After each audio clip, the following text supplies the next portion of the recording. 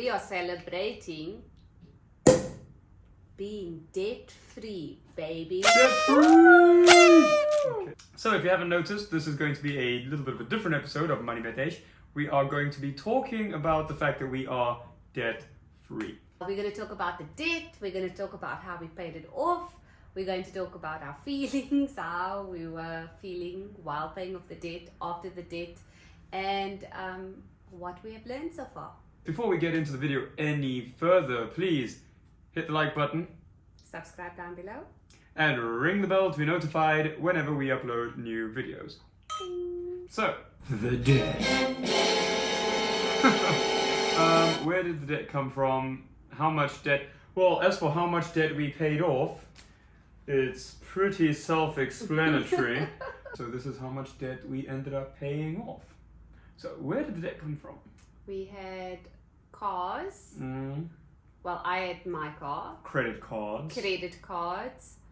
Clothing accounts. Personal loans. Personal loans. And for some reason in our minds, our wedding was really not that expensive, when in actuality we put a lot of it on credit cards, and it was very expensive. Even though we were paying it off like as the months went on, yeah, after the fact, like there was a lot of things we didn't really think about. But also there was a lot of time when we ignored the debt. We just sort of put it to the back of our minds and we're like, sweep it under the carpet. Sweep it all under the rug and just leave it there until it comes back to hit you in the gut. So a lot of this debt was acquired when we were very young. It was a couple of years ago. But not as young as you would want. It doesn't matter. Like, no, it doesn't. But it just shows that, like, even as far back as 2 years ago, we were not very financially literate. We are far better now, but it also didn't just like poof. Like, wow, it's now like you know. A lot of effort and work that you need to put into it. Like even into our marriage, like quite late into how long we have been married now, it still wasn't something that we had discussed. Often we weren't discussing finances and stuff like that together a lot, which is something that we had to change. Yeah. Like when that debt comes and punches you in the gut, you can't just keep doing things the way that you used to. Yeah, I think also what changed for us, like we had to acknowledge that we had this amount. Yeah. Like it's a big number. So it was a daunting number. And that leads us into number 2. How did we pay off 366,000 Rand in 2 years? Well, I changed jobs. Job hopping. I jobbed up a lot. I am a job hopper. A job hopaholic. I'm a job hopaholic. So, which worked in my favor because every time I changed jobs, I was able to negotiate a higher salary. So those people that tell you, stay in your job for at least 3 years. Nah. Yeah. And then when this all happened, I was like, okay, well, now we have to kind of put on the big girl panties, pull up our socks and, get your hands dirty. Yeah. And not only changing jobs, but I got extra students, like any opportunity that came up that we could work in the field that we were working in, which was teaching or coaching, we took it. Yeah. Like we were busy all the time. Yeah, there was never a rest period, really. I mean, there were times where we were working 7 days a week. Yeah. Every single day for about 8 to 10 months. And getting an additional job, not fun, also not impossible. We had multiple jobs. I think we had like between the two of us at one point like 7 or 8. There was one point where I had 4 jobs that I was working 7 days a week, many hours. Yeah. But it's possible. Yeah. And now Did you die? We didn't die. Honestly, it felt like we were not getting anywhere. What we did start doing is we wrote this number on our fridge. Yeah, on the fridge. And so every time you walk into the kitchen, it's there, you see it. And what we did is every time we would pay off a little bit of it, we would erase it and write down how much we had left. And so every single time you walk into the kitchen, it's there. Yeah. It's staring you in the face. And it really lit a fire under our very much so, to get it down. And even with that, it still took quite a while. It took a long time. I didn't think it was going to take that long, and I didn't think it was going to be this quick. You know, when you're like in it, you're like, yeah, it's like, it feels like it's never ending. And you're like, okay, it's a little bit, okay, there's a 5K, there's a 10K. Then you're like, yesterday, there's like, it's still there. How is it still 100? Like, what's happening? And that's, I think, where a very good lesson in interest. Because even close to the end, when we had maybe like that much left the interest was to pumping pay, us. every single month you were gaining email. 1,000 Rand or an extra 1,200 or an extra 2,000 Rand. Every time the interest rates are going up, this number is getting bigger instead of smaller. And because we were working in two currencies, the currency fluctuation, the exchange rate would impact that as well. So we would be like feeling really great only to see that the Rand strengthened, and now we actually owe more than we thought. And I also want to say that we are very privileged to be able to work, number one, in a different country, number two, in a very demanding, high paying job in a foreign country compared to South Africa in rands, and our living costs are very low, and we kept it very low. So I think all of those things played into account for this to happen. It's not like, oh, we're working a normal job and we were chilling. It was hard work, and we used all the things that we had at our disposal to our advantage. So we were also very lucky that it happened during COVID, so we were pumping the go price. out. We couldn't go anywhere else, because before, another reason why this debt grew to the size it was because we would travel internationally often and always on credit. And so we weren't making any dents in paying this off. Like we said, we sort of just swept it under the rug. Every time we're in Cambodia, we just sweep it under the rug. We're in Thailand, you just sweep it under the rug. You go to Korea, just sweep it under the rug. So the fact that we couldn't go anywhere and run away from it, the debt really did help us. We could have paid it off a bit quicker if definitely we hadn't invested and tried to pay off the debt at the same time. But also we didn't have the knowledge at the time to know how these types of things worked. So when we were punched with this number, we really had to change our mindset. Okay, so now we're going into number 3.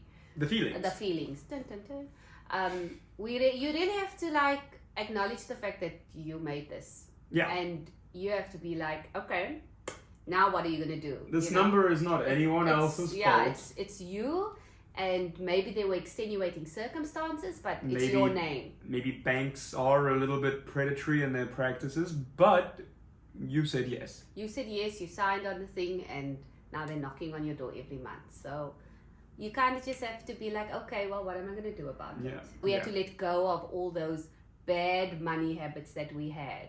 You know, it's like you have to change as a person if you want to radically change your financial life. Like they say, the definition of insanity is doing the same thing over and over and expecting a different result. And I did not want this to be continuing on. If you continue doing what you're doing, you're going to get the same result over and over again. And you play stupid games, you win stupid prizes. And this was a result of playing stupid games. Playing stupid games and doing the same thing over and over again. So that's exactly what it was.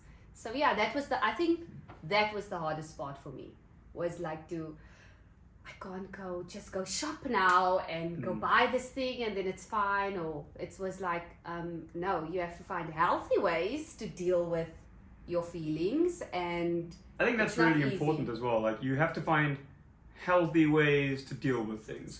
Because we couldn't run away. You can't run away from it. We couldn't outshop it. We literally moved countries and it came with us.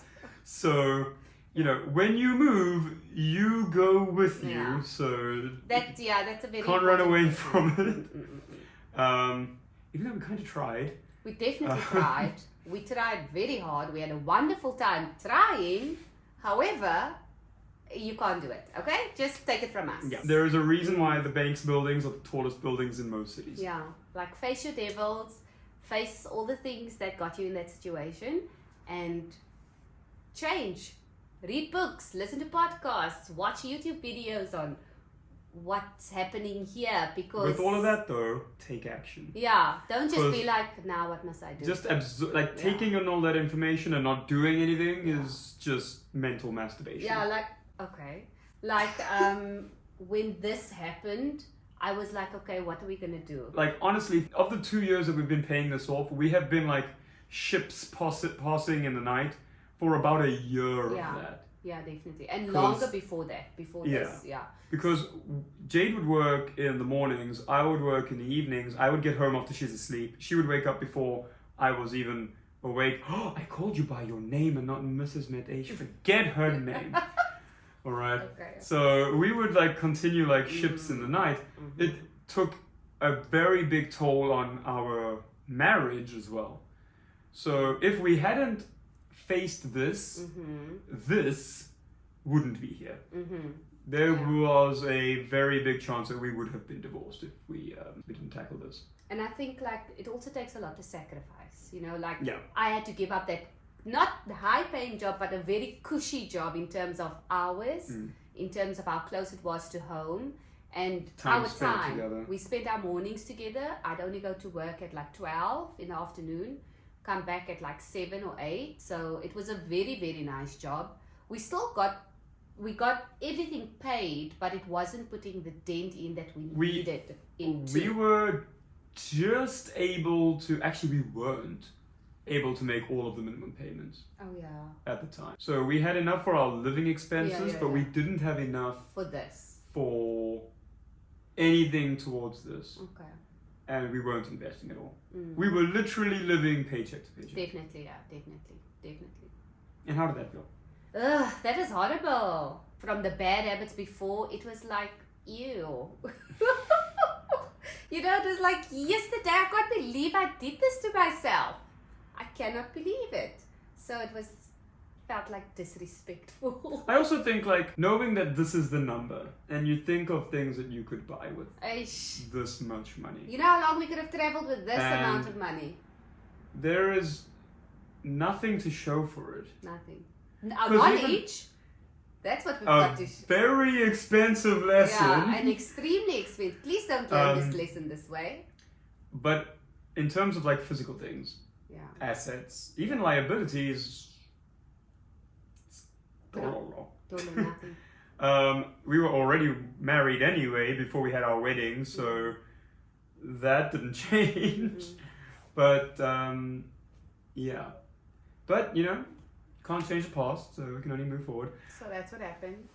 How do you feel now, having paid it off? I feel like a huge weight has been lifted, but I feel like now the real work starts. Yeah. Like it's like, okay, it's gone now, but now we're starting at 0. Yeah, I think that's a really important thing as well, though, because we did kind of go a little crazy when we had just paid this off. So this happened like 2 or 3 months ago. And we instantly went back from this amount of debt to 0 debt to take away 1/6 that much debt. Yeah. Okay, we have paid it off now again. It's off, but it just goes to but show. It just shows how quickly that can happen, because we thought, right, let's go crazy. Once we've paid off the debt, we thought, okay, we're just going to blow off some steam and we're just going to buy whatever we want. Don't do that. Blow off steam, yes. But have a budget. Budget for your steam off blowing when you do it. Yeah, definitely. Because we didn't anticipate that we would spend that much money. But we did have things that we knew we were going to buy. And we knew we needed those things. Like yeah. it was long 2 new phones. Coming. We got a Samsung Galaxy S23 Ultra and an iPhone 14. Very expensive gifts to ourselves. Yeah. We had sort of budgeted for it, but we didn't expect it to be as expensive as they were. So that's why we went into debt again, but we paid it off the next month. So currently sitting at 0. So not a massive problem, but it does show just how quickly that zero can become minuses. Yeah, it's like when you pay it off, you're like, okay, it's done.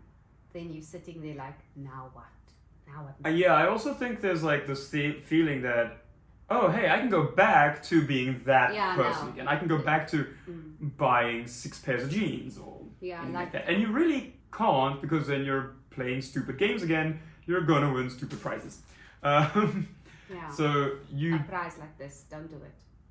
It's a bitter pill to swallow, but you kind of have to keep living that paying off debt lifestyle until you have built up enough of an asset base where you can maybe not have to do that so much. And I think also I feel like now I feel it's harder. Like it's weird. Like you do all the work to get this, but then you have to start thinking as the next version of yourself, so that you're not here again, so that you're building up over this. So I think that is harder. People don't want to know that because people don't talk about it. Like, okay, the debt is gone, cool. All right, now what? Yeah, that was like a big thing for me as well. It's like, cool, the debt's gone. And I'm like, on the one hand, you need to celebrate that. This is a massive achievement. But also, you look back at it now and like you are at zero. Like you are literally just on the ground floor.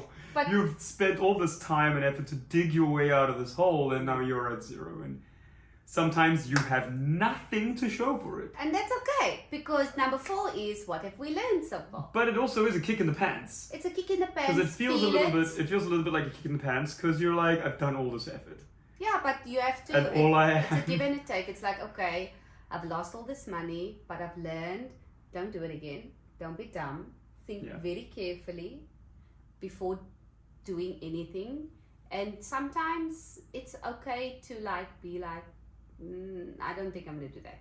Or it's painful to think or to do the things that won't get you here. But it's also your life. You know? Like it's, where do you want to be? And if you want to improve, you have to do the hard work. Yeah. And if you don't, that's your decision. But I don't want to be here. I want to keep going up, but now we're working harder. You know? We did have to learn and change a lot. We had to mature. Yeah. We had to actually start dealing with our finances as a couple. But I also think like the individuals have to do their own personal work before you can do that, because you might want to do that, but the one person doesn't want to do that. And that's just going to cause more tension. Therefore, it causes more tension. So you both have to put in the hard work. Yeah. And you have to acknowledge that maybe there is a problem that you have to work on. Well, when you're staring at this number, there very definitely is a problem. Also, I do think that when you stare at this number across multiple apps and multiple accounts, the numbers are a lot smaller. Yeah, that's for sure. And it doesn't seem like such a big problem, but when you put them all together and you see this mountain, it can feel very overwhelming. But it is possible to overcome. Yeah. But it's not easy. It's not easy, and I do want to acknowledge we had a lot of privileges to kick this. He was able to double his salary, so it like upped everything, you know. I think that's where the momentum picked up.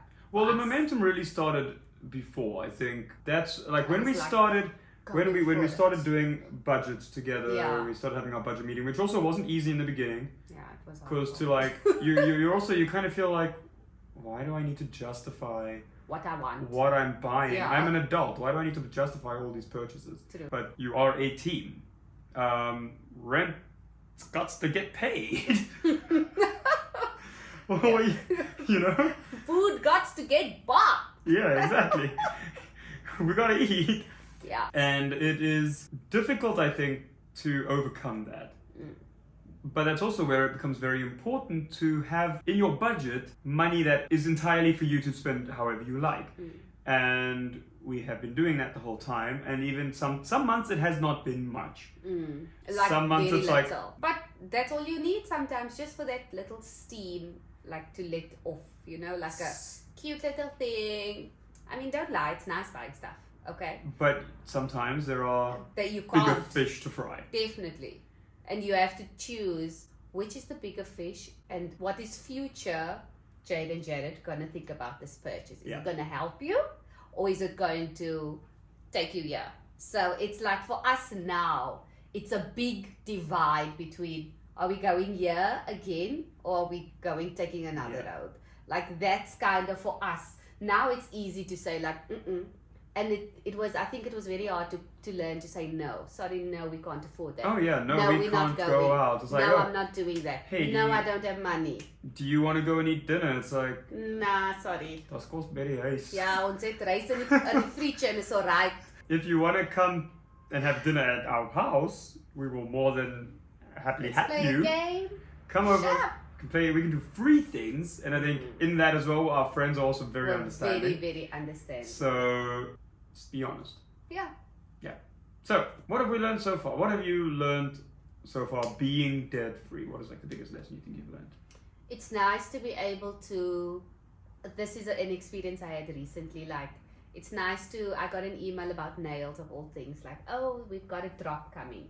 And it's a special price if you buy 3 instead of 1. And I was like, well, I don't need 3, it's fine. I just need 1. So I went on the website and I saw the price for 3. I'm like, oh, that's all. I got that. So I could like immediately buy it without having to think, how much is left? What is this? Because I've got my miscellaneous. It's grown a little bit now that we are debt free. So that's nice. That's a very nice thing. And I could just buy it just like that. And I didn't have to think anything about it because I feel like I've become an anxious purchaser. And I just have to I just had to think back and think, before I wouldn't have been able to do that, and now I can totally do that. Yeah, and it's still within the range your budget. Yeah, within my miscellaneous budget. So I think it feels like purchases and money feels much lighter now.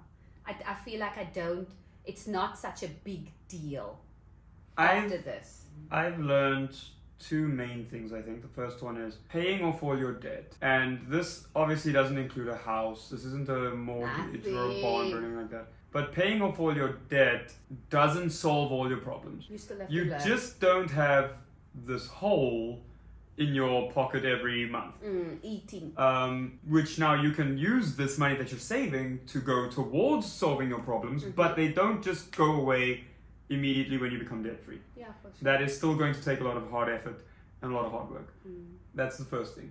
The second thing is when you are paying off debt, it is very easy to get spending guilt. In the back of your mind, especially I think with us having written it on the fridge, it was always in the front of our minds. Definitely. And everything you buy, you kind of feel like, oh, I could put this towards the debt. This could be like this much less debt, and it is something that stays with you even when the debt is gone. Because now I'm thinking, oh, I could put all of this money towards an investment, I could put this towards something else, and that guilt is not productive.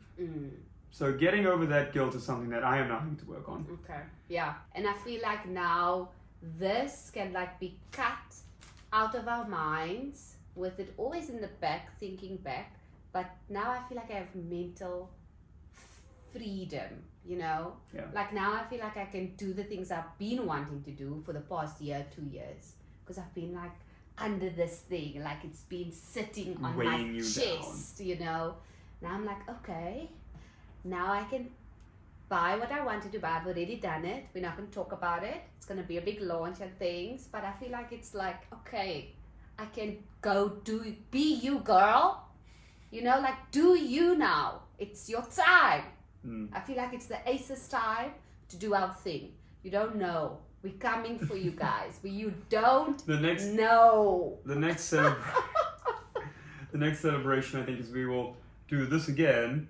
But when we have this in our EasyEquities accounts, we will do the same thing again. Absolutely, yeah. And that feels like now I wasn't as invested in the EasyEquities as Jared was, because his is now at 100k.